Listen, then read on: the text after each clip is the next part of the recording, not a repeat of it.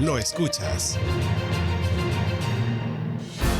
Son las 9:14 de la mañana. Para mí es un gusto recibir en este espacio al doctor Alejandro Zavala, consultor político. Bienvenido, ¿cómo está, doctor? Gracias por acompañarnos.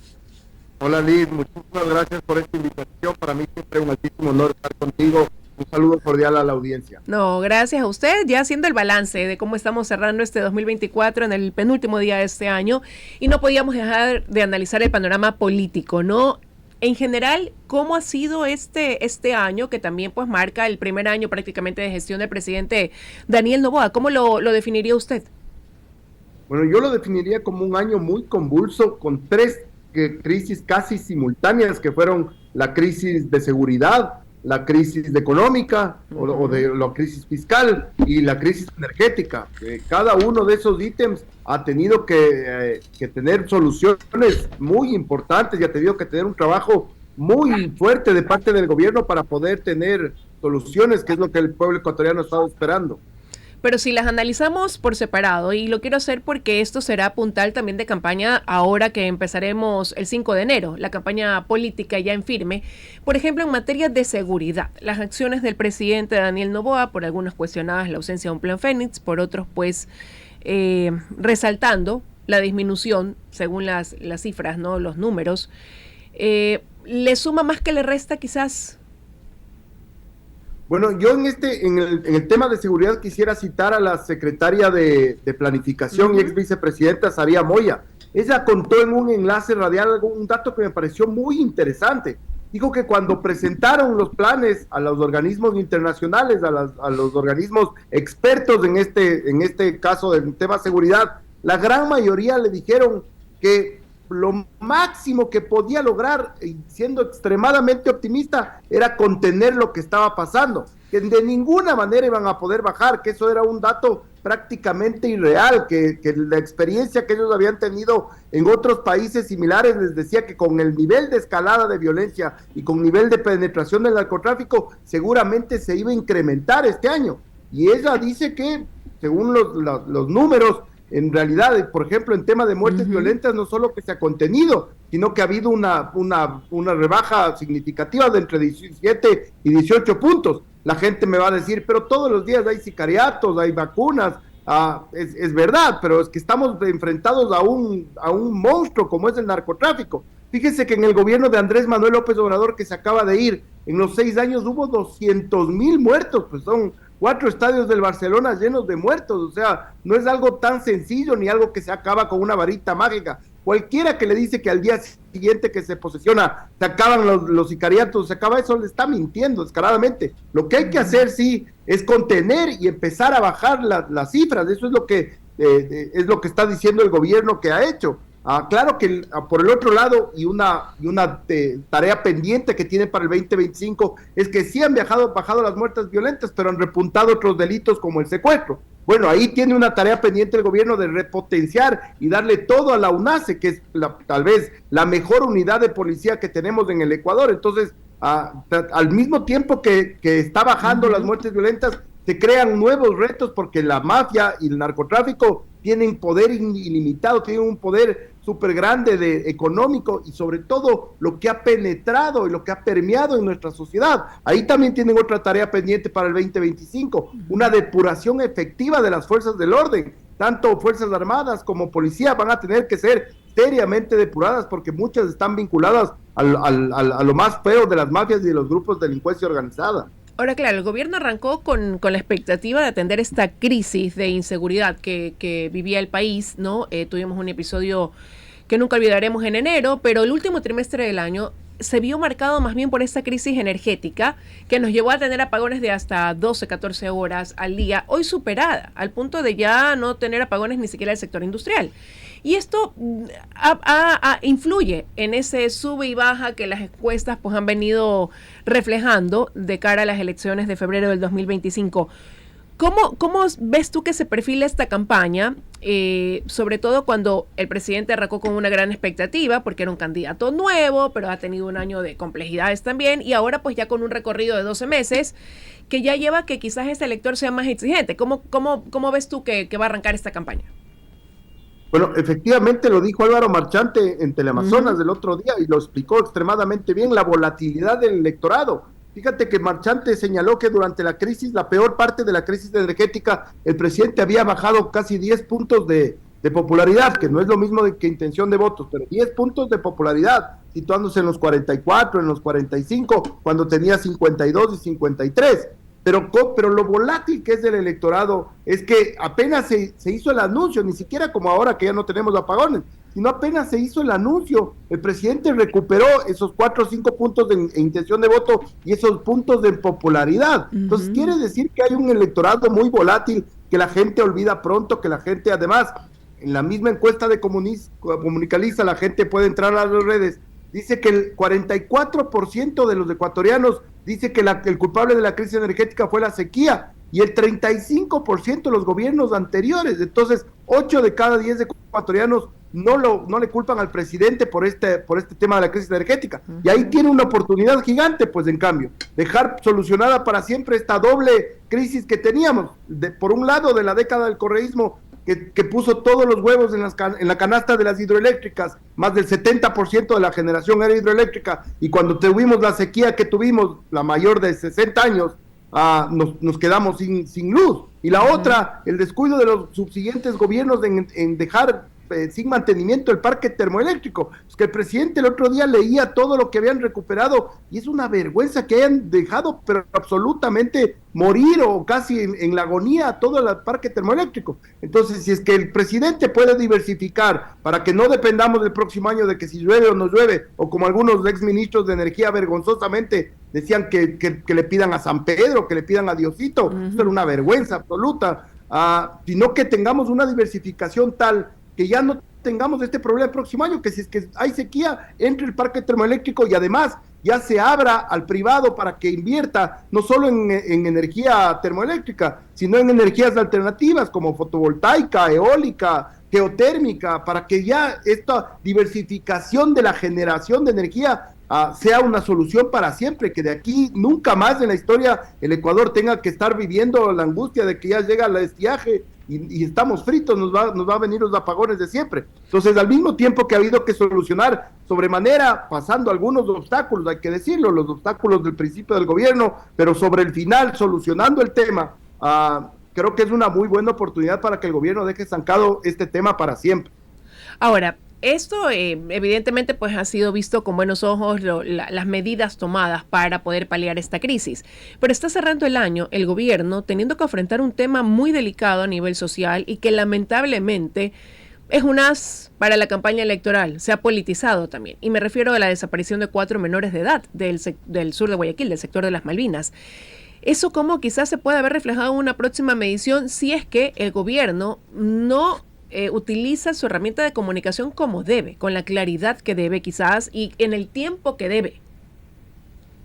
Estimada Liz, una crisis siempre tiene que ver no solo con cómo se entra a una crisis, sino cómo se sale, cómo se gestiona la crisis. Esta indiscutiblemente es una crisis muy fuerte. Yo creo que hay 4 cosas que son muy importantes en este tema. La primera, algo que dijo el presidente y que me pareció bien, que aquí no se va a socapar a nadie, que puede ser el Papa o el mismo San Pedro que baje del cielo y aquí no se les socapa a nadie, que los responsables tienen que pagar y pagar muy caro. Cualquier mínimo exceso que haya tenido, bueno, tienen que pagarlo y tienen que pagarlo muy caro. Lo segundo es que me ha parecido muy bueno que el gobierno haya permitido la entrada de la fiscalía por 2 razones, la entrada fuerte de la fiscalía por 2 razones. Primero, porque la fiscalía es un ente técnico, pues, o sea, ellos sí investigan, hacen cosas forenses, análisis de ADN y todo este tipo de pruebas que son específicamente técnicas. Y segundo, porque la fiscalía es un poder independiente, pues es un poder judicial, no tiene nada que cubrir, no tiene nada que tapar al gobierno, entonces me parece bien, me parece perfecto. Lo tercero que me parece ahí muy importante es las decisiones que tome en cuanto a las vocerías, ¿no? Hemos visto demasiadas contradicciones, demasiados errores en las vocerías y eso no es bueno, tienen que tener un mensaje claro, un mensaje que no sea cambiante. En una crisis, cuando tú dices mensajes contradictorios, la gente te va perdiendo la confianza. Y cuarto, me parece que es muy importante que todos tengamos verdad. O sea, el país lo que necesita es verdad, decisiones fuertes del gobierno, de no tapar a nadie, de sancionar a todo el que tenga que sancionar, pero sobre todo darles un baño de verdad a esos padres que son los principales perjudicados en este tema, no a los politiqueros que se metieron ahí a tratar de pescar al río de vuelto y que siguen ahí, y a la prensa amarillista también que se inventa fuentes o que pone cosas que no tienen nada que ver. Es una vergüenza que tanto la política como la prensa amarillista entren a un tema tan delicado, pues, o sea, están los padres de por medio, no se pueden tirar versiones o se puede utilizar políticamente en el medio del dolor de esa familia. O sea, yo como padre me duele muchísimo que esos padres tengan que soportar esta cosa terrible de la utilización politiquera y de la prensa amarillista. No debería pasar. Así es, no debería pasar y bueno, ese es un tema que seguramente, como decíamos, en las próximas encuestas veremos qué pasó, ¿no? Y que el país espera un mensaje claro y que se digan las cosas como son.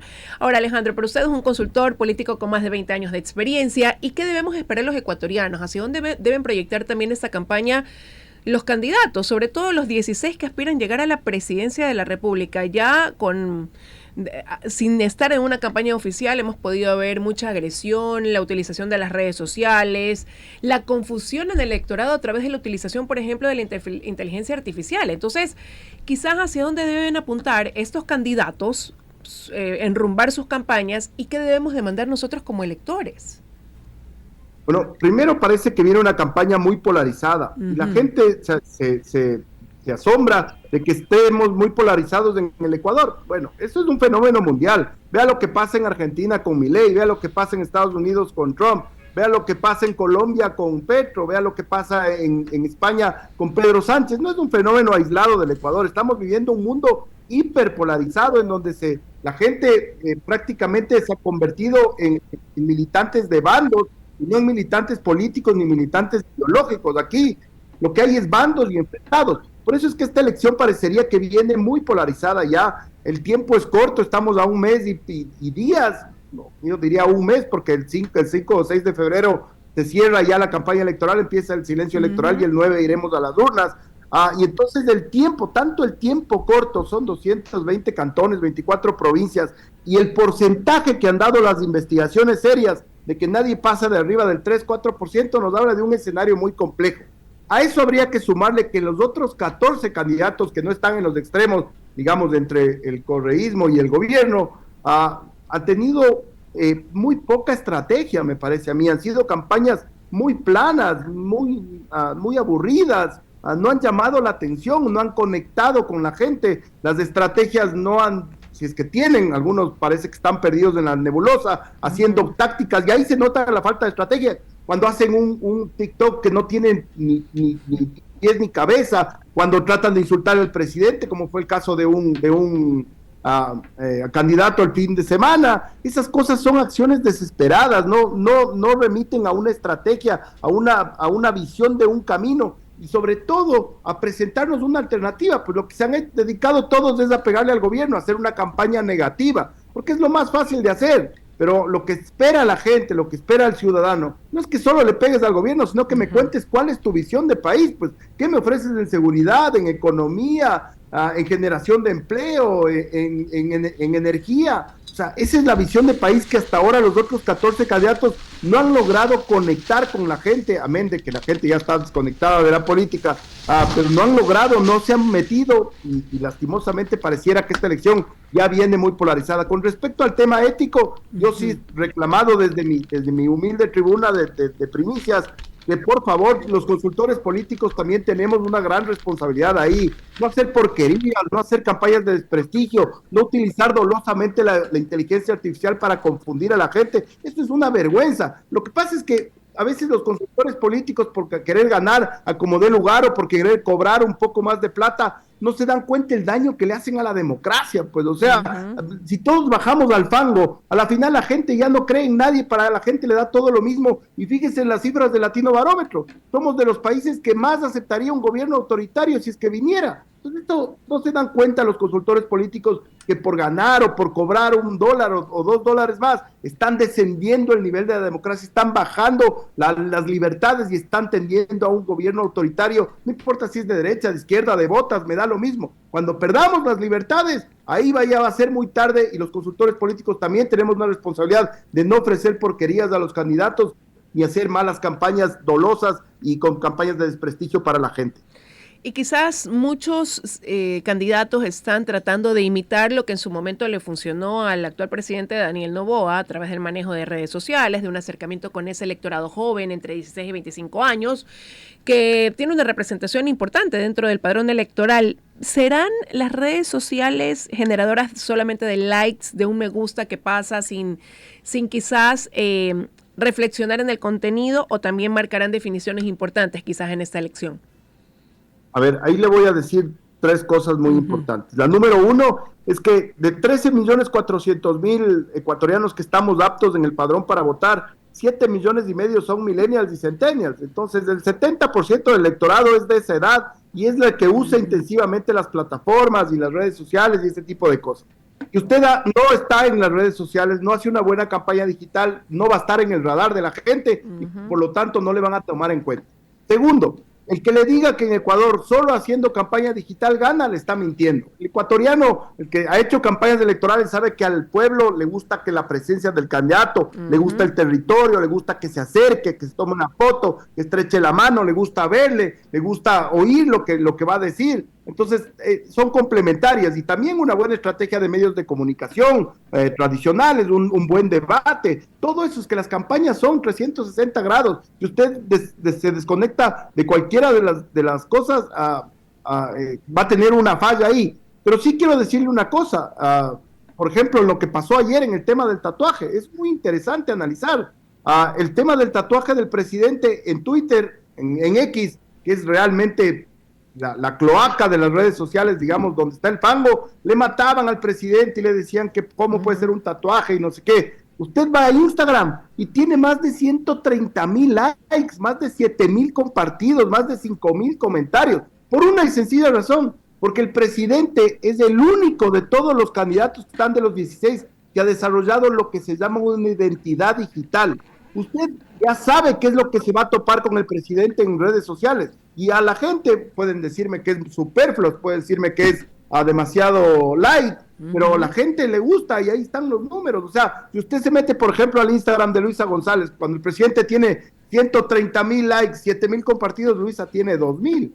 Entonces hay una diferencia enorme, hay un buen uso de las redes sociales que está marcando una diferencia importante por este tema de que han sabido desarrollar una identidad digital. Ahora, pero también deben considerar, yo creo, a partir de la última elección, que ese electorado, que hoy abarca el 70%, como usted lo mencionaba, también es más crítico, ¿no? No solamente algunos piensan que aparecer en TikTok es hacer cualquier cosa graciosa, sin contenido, en lugar de aprovechar que sea una vía de comunicación para, a través de un lenguaje sencillo, directo, de conecte con este grupo de la población que es tan especial, ¿no? Y tan diverso. Absolutamente de acuerdo, Liz, y eso también es un estigma que han hecho, que los millennials no piensan, que hay que ponerles cualquier vez, que hay que ponerles cualquier cosa vaciada de contenido, y es mentira. Fíjese que el presidente de la República gana la elección, la campaña pasada, 48 horas después del debate es que gana. No del muñeco de cartón ni el TikTok, es el debate el que dentro de la conversación digital de estas nuevas plataformas hace que el presidente sube 6 puntos en 2 días. Entonces no estemos los millennials, los jóvenes, sino que pensemos realmente que ellos también quieren contenido de calidad. Hay que poner conceptos detrás de los contenidos, porque si no es puro entretenimiento, y eso le puede dar incluso visualizaciones, pero jamás le va a dar una intención de voto. Esa es la gran diferencia. Uno puede verle, sí, decir, este está haciendo el payaso, pero no va a confiar en usted para votarle para presidente de la República. Ujú. Y ahora, no quiero cerrar esa entrevista también si quizás esa percepción suya, Alejandro, de el anticorreísmo se mantiene muy fuerte en el país. Lo digo porque ya desde ahora se escuchan voces de que a lo mejor no hay una tercera vía, a lo mejor no hay un outsider en este proceso electoral, que tal y como van las cosas se definiría nuevamente entre Daniel Noboa y Luisa González. Y ahí ver cuál pudiera ser el rumbo, ¿no? Hay quienes dicen que cada vez disminuye ese denominado anticorreísmo en Ecuador, otros que dicen que no, que más bien cobra fuerza. Bueno, el anticorreísmo es una fuerza todavía muy poderosa, está medido. Álvaro Marchante de Comunicaliza le clasifica entre 20 y 22% de la votación, es muy importante todavía. Acordémonos que Zurita sacó 16 puntos porcentuales en la última elección, encarnando realmente el anticorreísmo. Ahora, lo que ha hecho el presidente estratégicamente es irse moviendo, pues él empezó por el medio, acordémonos que era pro todo y anti nada, y fue por la mitad, sin irse a ninguno de los dos extremos, pero eso era lo que pedía la elección pasada. En esta elección lo que ha hecho él estratégicamente es moverse del centro al anticorreísmo, pues es evidente, para captar la mayor cantidad de votación. En la teoría, si es que el presidente tuviera 25, 26 puntos suyos, más 20, 22 puntos que le suma el anticorreísmo, ganaría la elección caminando. No es tan fácil, no es que los votos son automáticos, habrá mucha gente que es anticorreísta, pero está enojado con el gobierno o no le gusta alguna forma del presidente y no tome la decisión por él. Pero normalmente el voto anticorreísta es un voto muy viral, o sea, muy del estómago, no es un voto racional, sino que todo lo que no sea Correa, la gente va a votar así. Muchas veces en las redes usted se topa y dice, si es que ponen una piedra y Correa, voto por la piedra o voto por el derecho. Entonces, si es un voto importante, si es un voto interesante que puede inclinar la balanza, desde luego, pero yo creo que otro de los vectores importantes va a ser los indecisos. Va a haber mucha indecisión en la segunda vuelta y ahí es donde vamos a ver la verdadera capacidad de una campaña. Por ejemplo, lo que pasó con Lazo en el 21, que en la segunda vuelta cambió todo, la campaña cambió desde la estratega, la estrategia, el mensaje, cambió absolutamente todo, y con eso, a pesar de que iba 1 millón de votos abajo de Arauz, le pudo dar la vuelta y terminó pegando una paliza de 53-47. Entonces, las campañas sí importan, los mensajes sí importan, y ya veremos cómo se plantea el escenario después de la primera vuelta.